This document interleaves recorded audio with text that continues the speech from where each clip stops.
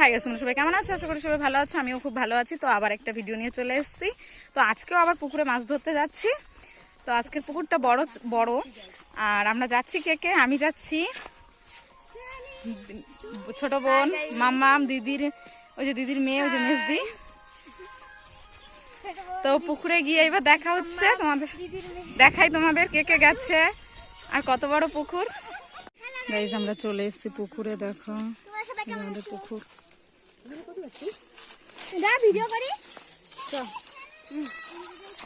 আজকে অনেক লেট করে চলে এসেছি, টান হয়ে গেছে কিছু টান। দাদারা বসে রয়েছে, দাদারা বসে আছে দেখুন।